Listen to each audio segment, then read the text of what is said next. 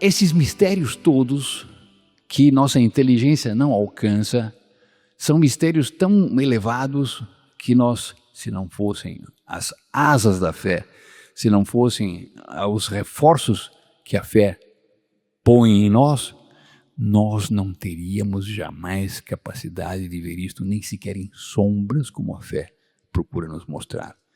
Em certo momento nós veremos isto de uma maneira clara, contemplando a Deus face a face. E é um mistério de nossa fé que nós precisamos ter sempre presente diante dos olhos, este da ressurreição, que foi repentino, foi um tomar de conta da alma, do corpo de nosso Senhor Jesus Cristo. A alma dele tomou conta do corpo instantaneamente, e neste momento em que ele retomou e de forma gloriosa seu corpo, pam, um estouro daquela lápide que tapava o seu túmulo. O costume naquele tempo não era enterrar como nós fazemos hoje em dia, mas era colocar em uma gruta, em um túmulo feito de pedra, e havia 2 trilhos, um inferior, outro superior, nos quais corriam uma lápide, corriam uma pedra esférica, era uma pedra em uma circunferência, em que ela rodava sobre os trilhos e tapava a boca do túmulo perfeitamente.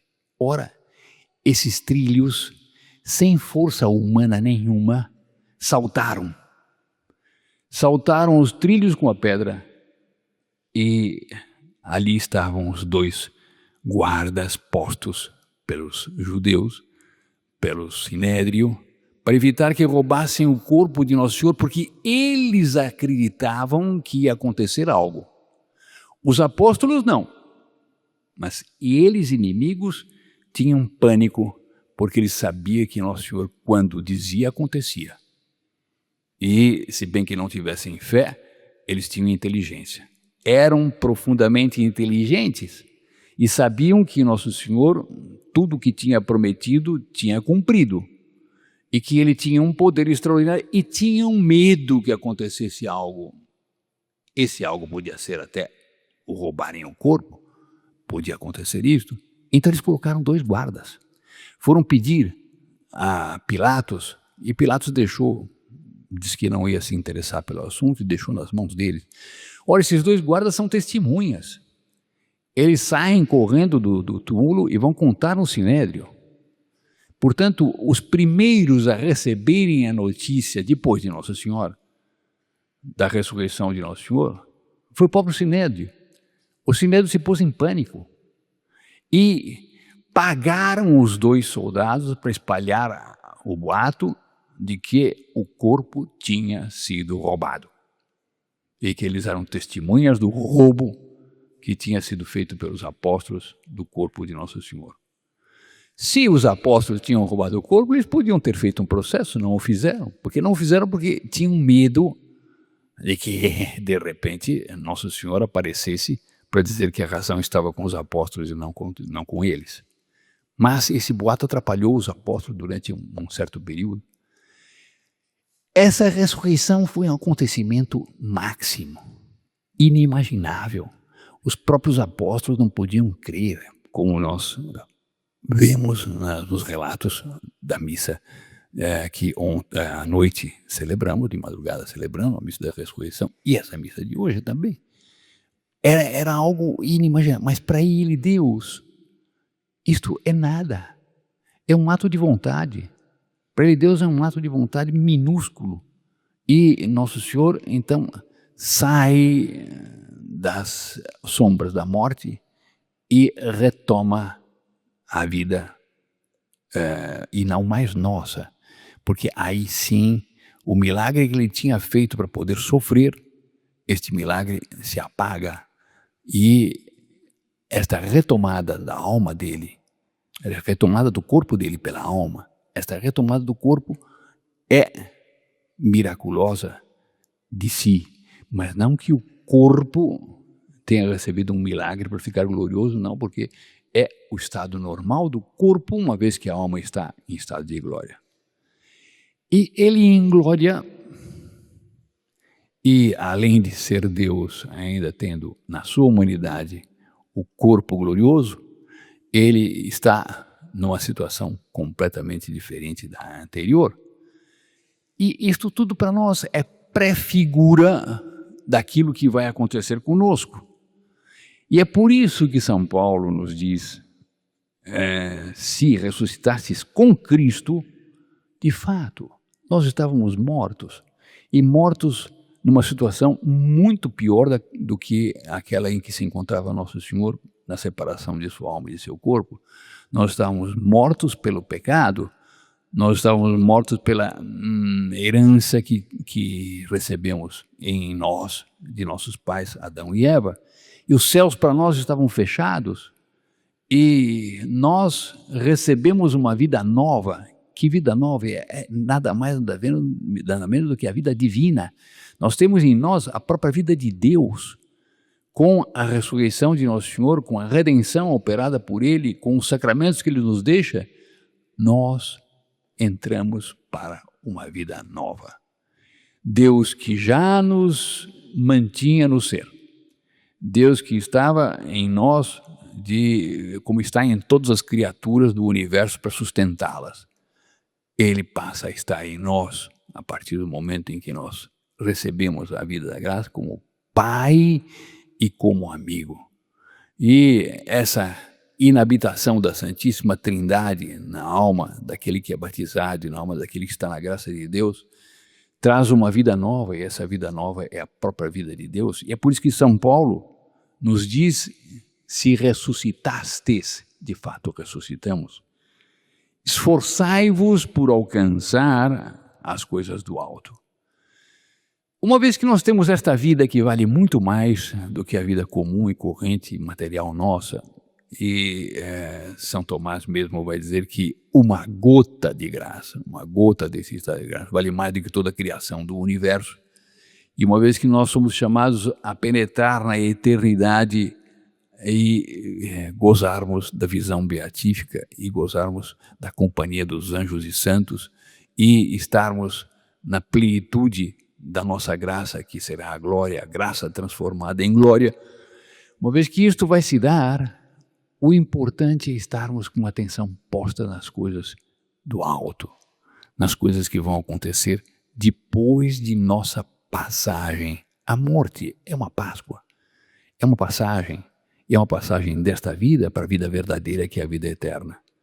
E esta febricitação, essa torcida, essa desvantagem enorme que nos traz o egoísmo, o amor próprio, a vaidade e essa corrida desenfreada atrás do dinheiro, atrás da repercussão social, atrás do elogio deste, do elogio daquele, ou atrás de tantas loucuras que toldam nossos horizontes e que nós ficamos completamente tomados nas nossas visões e em nossos pensamentos.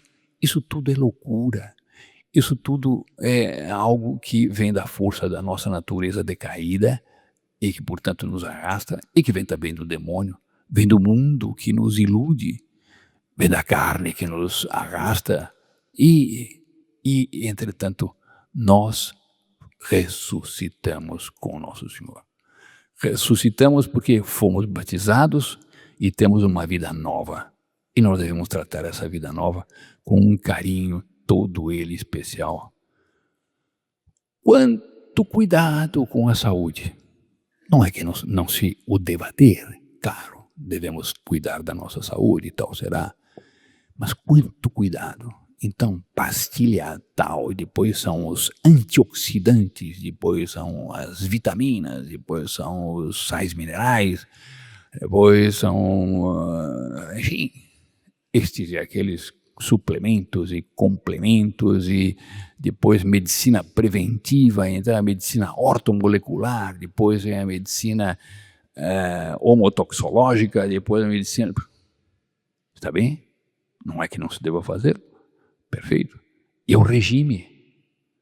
Quando chega a sexta-feira santa, é aquele pavor, assim, hoje é dia de regime. Sim, mas tem gente que faz regime todos os dias para não engordar uma grama, porque senão se engordou uma grama pode acontecer que o colesterol, que não sei quanto. Está ótimo. Muito bem, essa é uma preocupação que não é pecaminosa, mas abandonar as coisas do alto e trocá-las pelas coisas daqui de baixo, aí sim constitui uma falta contra o primeiro mandamento da lei de Deus, pouco ele comentado. Quem é confessor tem experiência disso. Quanta gente se ajoelha no confessionário e confessa estas e aquelas faltas. E raramente, mas raramente alguém diz, fui contra o primeiro mandamento da lei de Deus, porque acabei colocando uma criatura à altura de Deus. Eu endeusei uma criatura. E a idolatria que os antigos tinham por estes ou aqueles totens e por estes ou aqueles ídolos, tive eu em relação a tal criatura assim, assim. Eu me apeguei a tal coisa assim, assim, e eu dei mais importância a tal relacionamento do que ao próprio Deus. E é o que São Paulo diz a nós aqui. Esforçai-vos por alcançar as coisas do alto, onde está Cristo sentado à direita de Deus, aspirais às coisas celestes e não às coisas terrestres. Pois vós morrestes. Sim, morremos para o pecado. E quem morre não volta a cuidar das suas coisas. Quantas pessoas nós tivemos em família que foram para a eternidade? Deixaram seus quartos, deixaram suas gavetas, deixaram seus pertences, e tudo em ordem, tudo perfeito, e passam-se os dias e tudo continua como foram deixados. Todas aquelas coisas foram deixadas daquela forma e ninguém mexe. E ele também não volta. Aquele que foi para a eternidade não volta mais, aquele que foi não volta para cuidar das coisas todas. Assim devemos ser nós, quando mudamos de vida, quando nós ressuscitamos, quando saímos do pecado e entramos para a vida, morremos para o pecado e ressuscitamos para a graça, e ressuscitamos para a virtude, as coisas anteriores não devem se preocupar mais. Mas tem o futuro dos meus filhos. Não tem dúvida, tem que cuidar do futuro dos seus filhos. Qual é o futuro do seu filho? Não, porque ele tem que ser médico, o outro tem que ser engenheiro. Está muito bem. E depois? Bom, e depois morrem. Como nós morremos. E sobre a vida eterna, qual é a preocupação que tens, ó pais, em relação aos filhos? Porque se eu não tenho a preocupação com os meus filhos, de salvá-los e de colocá-los muito bem localizados na eternidade, eu não estou fazendo um bom negócio. Nosso Senhor mesmo disse de que vale ao homem ganhar o mundo inteiro se com isso vier a perder a sua alma. Então, trata-se de dar aos filhos uma educação elevada, uma educação sobrenatural, uma educação toda ela baseada nesta vida que vai permanecer depois da morte. Ora, a vida permanece depois da morte, mas nós estamos numa situação de violência depois da morte, porque nossa alma pode ir ao céu e estar na visão beatífica, mas nossos corpos apodrecendo debaixo da terra. E nós somos um composto de corpo e alma, e nós queremos recuperar nossos corpos, e é esta esperança que a ressurreição de nosso Senhor Jesus Cristo nos dá. Nosso Senhor é o penhor em sua ressurreição, o penhor da nossa ressurreição. E é por isso que São Paulo diz que se não fosse Nosso Senhor ressuscitar, nossa fé seria vã e não valia a pena praticar a virtude. E é por isso que os gregos não admitiam a ressurreição. E é por isso que os saduceus também não admitiam a ressurreição. Porque quem admite a ressurreição é louco, é suícida de não se preocupar com a vida eterna. Porque a aplicação de capital mais bem feita e mais bem sucedida é aquela que visa o lucro na eternidade. Essa é uma aplicação de capital extraordinária. Rende uma porcentagem monumental. Ela rende 100 por 1. E isto nem um banco paga e não há nada, nenhum negócio na face da terra que pague. É a nossa preocupação com a eternidade. E é isto que São Paulo diz. Quando Cristo, vossa vida, aparecer em seu triunfo, Ele virá julgar os vivos e os mortos. Esta é a nossa fé. E é aí que se dará a ressurreição, também num instante, com uma voz de comando de nosso Senhor Jesus Cristo. Todas as almas reencontrarão seus corpos, auxiliadas pelos seus anjos da guarda, que já terão constituído as poeiras ou as coisas que vá do que restou dos corpos, e cada alma retomará o seu corpo. Quando Cristo, vossa vida, aparecer em seu triunfo, então vós aparecereis também com Ele revestidos de glória. Este domingo da ressurreição, este domingo de Páscoa, este primeiro domingo, fala no fundo de nossas almas, canta no fundo de nossas almas. Nós fomos feitos para a vida eterna. Nós vamos retomar nossos corpos. E nós não devemos esquecer que existem 2 caminhos, não existem 3. Ou é a eternidade feliz, ou é a eternidade padecente e tremendamente castigada no inferno. Não há uma terceira via, não existe. Essa terceira via onde se prolonga a vida e não se morre, isso não existe. Todos nós morreremos. Ah, mas existe agora uma pílula que prolonga a vida por 120 anos. Está ótimo. Pode encontrar uma pílula que prolonga a vida por 1.200 anos. Mas depois de 1.200 anos, lá vamos nós, para a eternidade. E 1.200 anos para a eternidade é um esfregar de olhos. Porque o tempo, em função da eternidade, é nada, porque nós aprendemos em matemática que infinito menos 2 ou infinito menos 3 bilhões é sempre infinito. E, portanto, a eternidade, em função do que possa existir em matéria de anos, é sempre eternidade.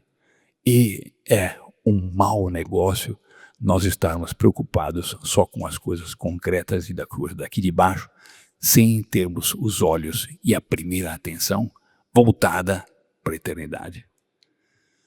Alguém dirá, como primeira atenção? Isso aí não entendi direito. Não, é simples. Uma pessoa está dirigindo um carro, ela está na estrada e está prestando atenção nos sinais, está vendo o farol, está vendo as lombadas, está vendo se tem um boi ou então um carneiro atravessando a estrada. Ela está prestando atenção no que está fazendo e que é a direção do carro.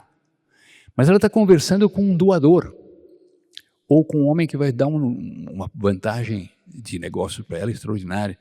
E ela vai lucrar, e enquanto ela está na estrada, ela está prestando atenção na conversa e está ajustando todas as suas diplomacias para conseguir aquele donativo ou para conseguir aquele negócio. A atenção principal dela está onde? No negócio. Pois claro. Ah, mas e a estrada? Ela não perdeu de vista a estrada? O homem é capaz de várias atenções ao mesmo tempo. Eu, enquanto lhes falo, não pensem que eu estou com o olho perdido e que não estou vendo ninguém. Não é assim. São 600 pessoas, 800 pessoas, gente em cima, gente embaixo, gente na lateral, uma criança que está afetuosamente no colo de sua mãe e a mãe com todo carinho, com todo cuidado em relação à criança. E isso não passa de eu perder.